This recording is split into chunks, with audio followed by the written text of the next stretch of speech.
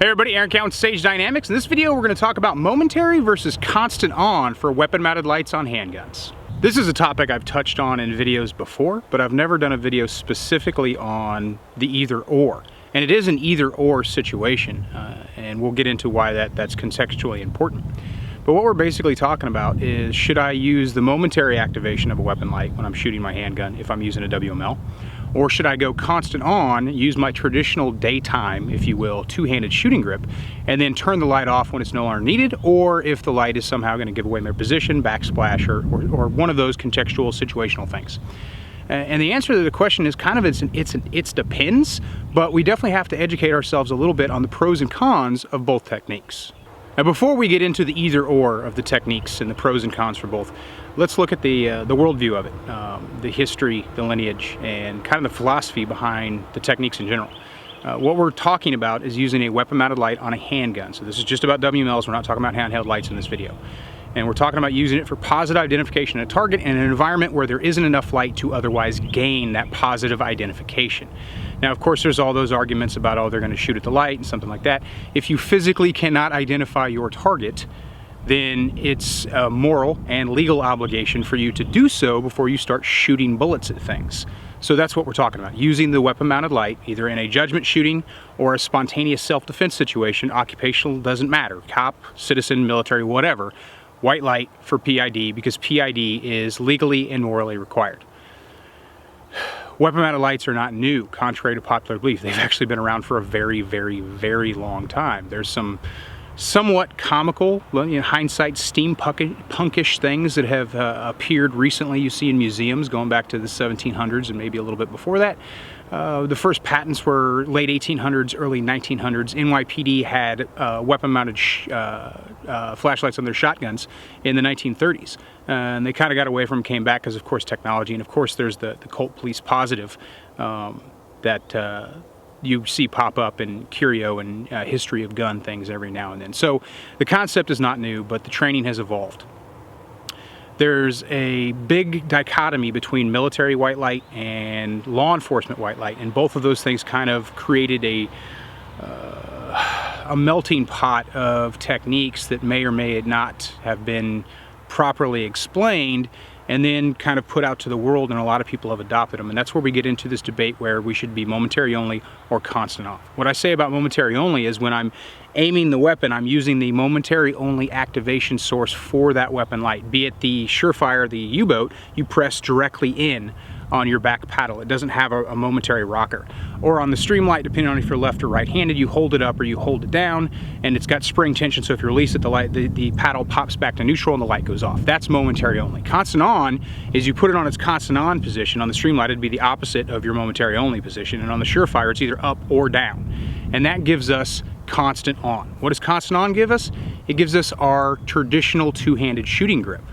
And then the light's on for as long as we need it, and then we can manipulate the light from there. What does momentary only give us? It gives us the ability to activate and deactivate the light slightly faster, but it does compromise our traditional two-handed shooting grip. Is the grip being compromised a big deal? Absolutely. I'd be willing to bet that most of the people viewing this video do not have nearly as many rounds fired under low light conditions having to use a weapon-mounted light as they do shooting daylight with their traditional two-handed shooting grip. I'd be willing to bet that many viewers of this video don't have half or a quarter or maybe an eighth as many rounds fired in low light with the weapon-mounted light as they do in daytime with their traditional two-handed shooting grip. Why is this important? Well, my biggest problem with low light has always been the fact that somehow it became this advanced training, even though every human being knows that depending on where you live in the world, the majority of the world, it gets dark half-ish of the day, and you could be out in a low light environment at night, or you could be inside of a structure where the light is twilightish, mesopic, to actual darkness, parking garages and places where courtesy lighting just doesn't really cut it for positive identification of a target. So if we spend most of our time training and shooting and practicing in daylight, and then we have to use the sometime addressed low light skills, is our compromised grip caused by momentary only going to affect our ability to be accurate? And I'm here to tell you, just because I teach low light courses and I see the difference between the two techniques, that a compromised grip is either going to force you to shoot worse or it's going to force you to shoot much slower.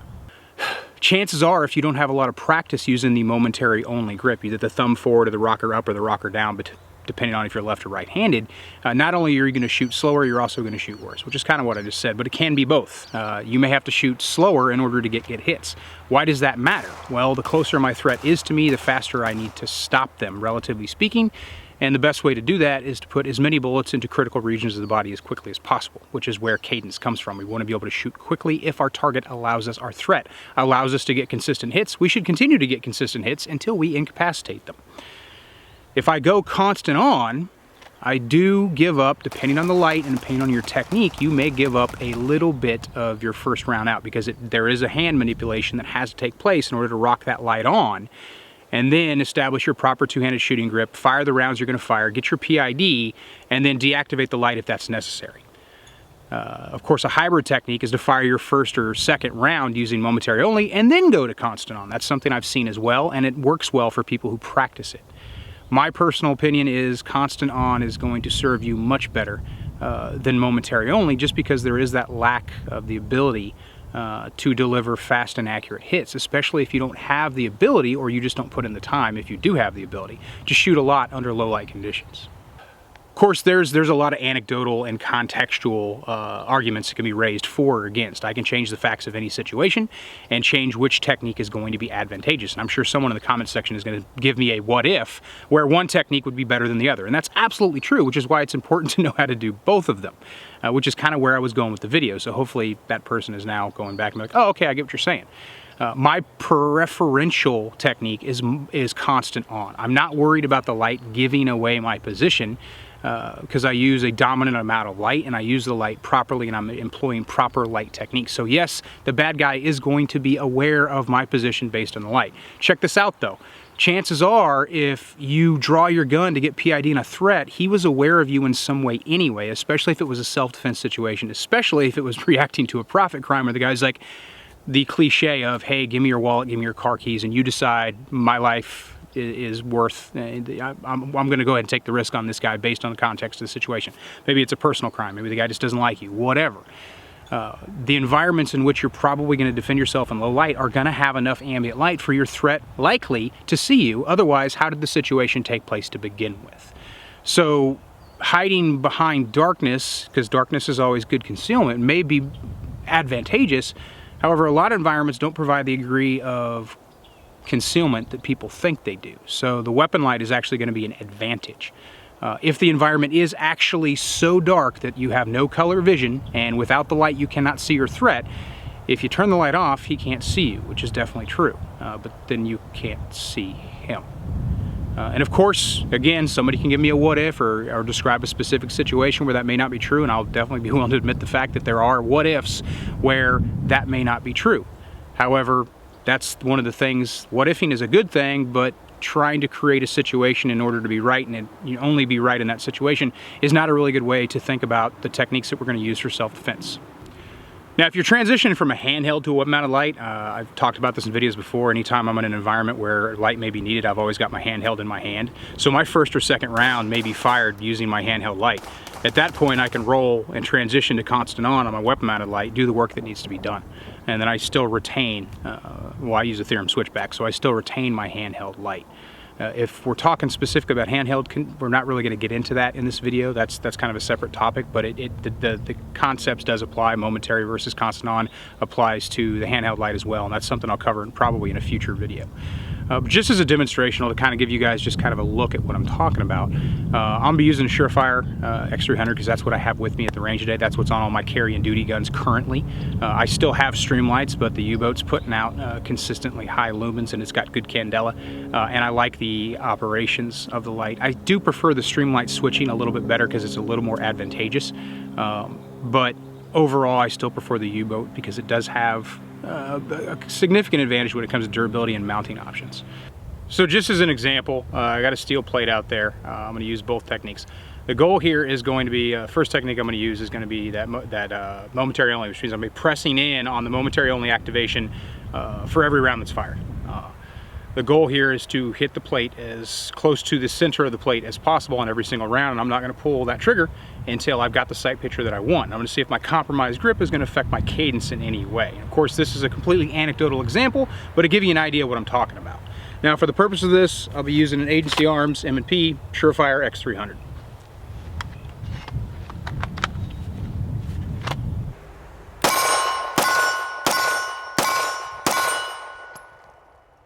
Now we're going to look at it again, same gun, same light. This time I'm going to go constant on so I get that traditional two-handed shooting grip. Again, I'm not going to press that trigger until my sight picture is going to give me that hit that I want as close to center of the plate as possible. We'll see if that has any significant change in the cadence, how quickly I'm able to get those rounds and get those hits.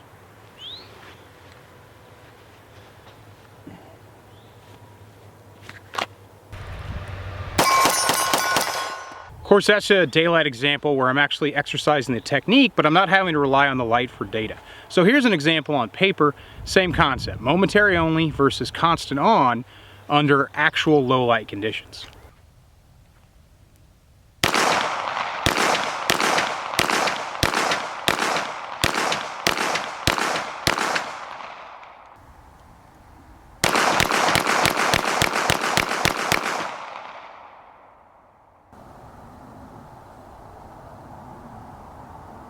As with all things, you have to develop the unconscious competence with both techniques to put them in your so-called toolbox. It's said that there's more than one right way to do something, and that's true for most techniques, most concepts, most principles. But that only applies if you've developed that unconscious competence to be able to make that real-time problem-solving choice of which tool is going to be applicable for the situation that you face. In this case, WML techniques for the low-light conditions that you find yourself in. And this applies to self-defense, this applies to law enforcement self-defense, this applies to anybody who's using a weapon-mounted light on a handgun, because that's a specific topic we're talking about. Low light training is woefully inadequate, and that's kind of across the board. You look at law enforcement as an example. There are 2 Supreme Court cases that specifically speak to not only low light qualifications but also low light training, saying you will do this. And a lot of departments are woefully inadequate in their training, in their practice, and some of them are just straight up out of policy. And that's a bad thing because cops shoot people in low light conditions, and sometimes those are mistake to fact shootings based on sometimes improper use of light, based on improper or lack of training completely. That situation can also happen to the individual concealed carry self-defense shooter. So even if you're not able to shoot in low light conditions, you can still use weapon-mounted lights and practice dry fire aspects, everything but shooting the bullet, in the safety of your own home if that's the environment that you have to work in. There's no excuse for not at least understanding the concepts and at least understanding the principles and being able to do the physical techniques for the skills that we're talking about: momentary, constant on, weapon-mounted light, handheld light, any aspect thereof. So if you can't shoot under low light, that is unfortunate. You may have to take a class in order to get the reps. Some ranges just don't let you do it. Some indoor ranges have poor lighting, so I guess there's that. But that's no substitute for actual rounds on target. Barring that, or not being able to do that, definitely work in the dry fire, develop that unconscious competence with both techniques, and decide which technique is going to be applicable for the situation. I'm Aaron Count with Sage Dynamics. Train accordingly.